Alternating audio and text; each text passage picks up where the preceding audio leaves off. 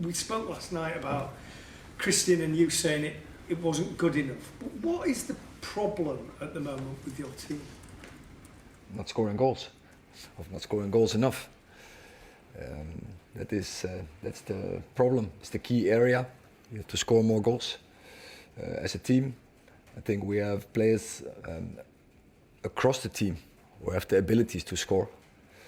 But that's clear. You see all the opportunities we are creating. We're not scoring enough. So you've got Tottenham this weekend. First of all, anybody going to be available that wasn't last night, or any knocks? No, I don't think so. I think it will be the same squad as yesterday. And what are you expecting from the match? It's, obviously, there's peaks and troughs in every season, but it feels like a win would be an important shot in the arm at this stage. And what are you expecting? I think it's going to be a very dynamic, attractive game. Eric, you're talking about scoring goals being the big issue. How do you solve that? Is that as simple as personnel, or is it something that has to be done on the training pitch? I mean, how do you see that? Both, and you always work into a season, and you have to build it. The structures in defending, structures in possession, of course, you start with the build-up. I think we have the structures there quite right. We across, I think almost all the games, we have more possession as the opponent.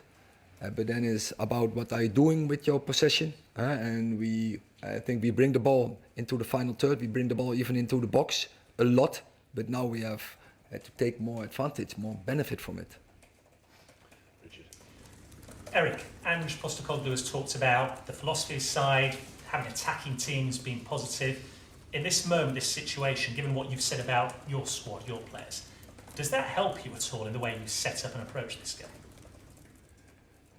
That is, of course, it's every opponent have strengths and weaknesses, and Tottenham they have their strengths definitely, and in the philosophy, very clear, very attacking, but that leaves also space, but that is what they take into account, and that can help, but you have to be very good against Tottenham.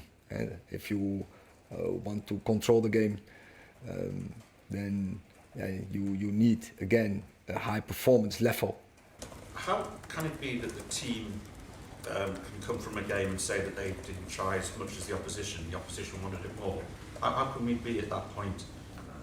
I think every team has this in a season, and that is when you play 60 games, and then sure there will be games where you are not happy, of course with the performance, but you are not happy, where opponent wants more. I think that is also always the psychological side of football and top football, what takes part, and where any team is more hungry than the other, and that the team who can manage this the best, of course, they are the most successful, and they are we are ambitious, so you always demand from yourself and that you are the more hungry as your opponent. So you think your team needs to be hungrier? We should be. That is what we demand from each other, and that is that we have to bring in on a consistent base, and that is what we are striving for. Successful teams has this. Joshua Zirkzee had a few chances this season. His link-up play has been very good, but there's this. I think it was Ronald Koeman who said he's more for 9.5. Do you think that he can become a prolific goal scorer for Manchester United? Yes, I do, and it's sure he's young. We see his great abilities. He's a very good link-up player, as you say. He's creative. He's creating chances, but be fair also, he has his absolutely also his moments towards the goal from the opposition. Yesterday as well, I think it was a great action he had with a great finish as well. It was top save from the keeper. But yeah, in that area he can definitely improve. But yeah, we know that on forehand he has some very good attribute, and also some attribute he has to improve, and there he needs our support how to improve. Hi Eric, just following on from Neil's question, you've been here 2 full seasons now, you've had 5 transfer windows and playing with more consistency. Are they not entitled to feel that? I think you have to assess then the situation, and still now we are working and we are in progress.